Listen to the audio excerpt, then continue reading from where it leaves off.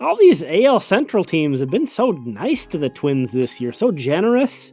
I think they all know he had a rough year, last place. Oh no, we won't catch that ball. We'll give that to you. We'll just throw the ball into left field, let you score a couple runs, walk it off. Twins are all over on the bases here. And now left field! They throw it into left field! Larnach scores! Urshela is coming home! Defense implodes! And the Twins win the game! Are you kidding?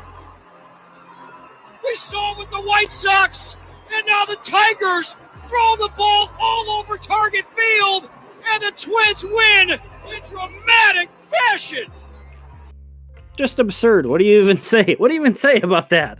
But Chris Paddack started this game, looked really good. 5 2/3 innings, 5 hits, 1 run, 1 walk, 6 strikeouts. And that 1 walk he issued is the only batter he's walked. He's faced 60 batters and he's issued just 1 walk. Looked very comfortable with both his changeup and his curveball. He's going to be difficult to deal with when that's the case. Really encouraged. This was his 3rd start as a Twin, and I thought he looked great. Emilio Pagan, unfortunately, gave up a home run in a bad spot to give up a home run, a 3-run homer. 2 of those runs charged to Caleb Thielbar. You're going to kind of live and die with this guy. He gives up a lot of home runs. It kind of is what it is. Max Kepler had a home run off of a lefty, Eduardo Rodriguez, and he also had a double off of him. So, maybe that funky walk-off will get Miguel Sano out of his slump, and Kepler is getting going here. It could be big for the Twins. And with the Saints, this was a great sight to see. Alex Kirilloff in the batter's box. He's on a rehab assignment with the Saints, so hopefully that wrist kind of holds up. Nice to see him back so quickly. Here he hits an opposite field single. He was 1 for 1 with 3 walks. Just didn't want to deal with him, I guess, in this game. Walked 3 times. Dereck Rodriguez also back with the Saints, 4 2/3 innings, 5 hits, 1 run, 1 walk, and 6 strikeouts for him. So he's looking good, still in the organization. Speaking of which, Jharel Cotton, also a guy who was with the Twins, cleared waivers, so he's with the Saints, made his Saints debut. He pitched a perfect 8th inning. So good to see, and a lot of people were concerned about him getting claimed. A lot of kind of confusion when he was sent down. So he's still around if the Twins ever need to kind of dip back into the minors to get some bullpen help. Here's some defense. Jose Miranda at third base makes a nice play cutting across the infield. And then Royce Lewis doesn't get the out here, but I wanted to show this just to flash his athleticism in the field. It's a lefty hitting, so he's in the shift playing on this kind of the second baseman side of the bag. And he makes a great stop, tries to, kind of slide and get up and throw. Put something on the throw still. This was a good throw. Doesn't quite get the out, but that kind of shows you what he brings to the table in the infield. A guy who can really play. And he had a double. He was 2 for 5 with this nice double he hit down the line. Saints won 4-1 in this one, so the Saints playing well. And Royce Lewis just continues to stay hot. In Wichita, not as positive in Wichita, but Matt Wallner did hit his 2nd home run of the season. In this one, he's got off to a really poor start. He also doubled as well, so nice to see that out of Matt Wallner. Striking out in over 40% of his plate appearances so far this year, so it would be great to see him get going in his first kind of test at Double-A of his career.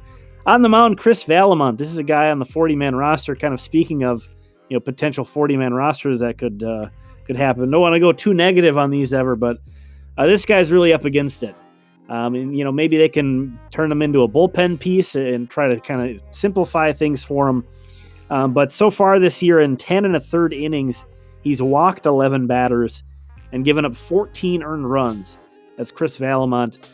So definitely things not going great for him. It's 4 starts, so I suppose it's a little too early to overreact too big. But you got to kind of think maybe his 40-man spot will be in jeopardy. Evan Sisk, guy who came over in the J. Happ deal, from the Cardinals. Interesting relief guy because he's a big lefty, 6'2", and he throws sidearms. So it's just got to be hell to face for a left-handed hitter. And he has a 0.00 ERA in 8 2/3 innings so far to the bullpen this year. So Evan Sisk definitely got to be aware of. But Windsurge lose 10-4 in that game.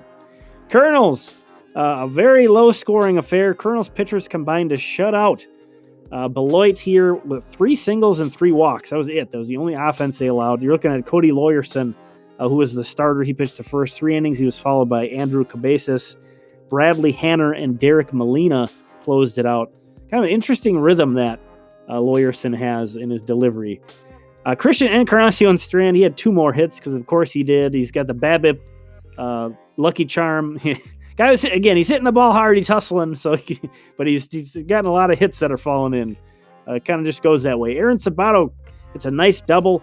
He had the only 2 RBI for Cedar Rapids. Here's Strand hustling around to score from first base there. So Sabato had this RBI double. He had a sacrifice fly. He drew a walk. The only 2 RBI. Great night for him.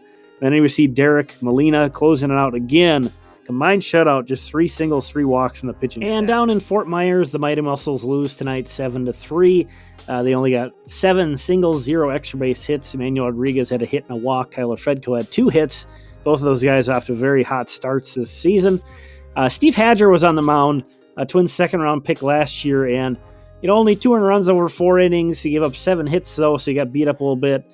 2 walks, 5 strikeouts. That's a good sign, but a guy kind of sitting 92, and it's kind of curious to note that because he threw 97 at the draft combine. So we'll look for him to kind of build velocity as the season goes on, hopefully.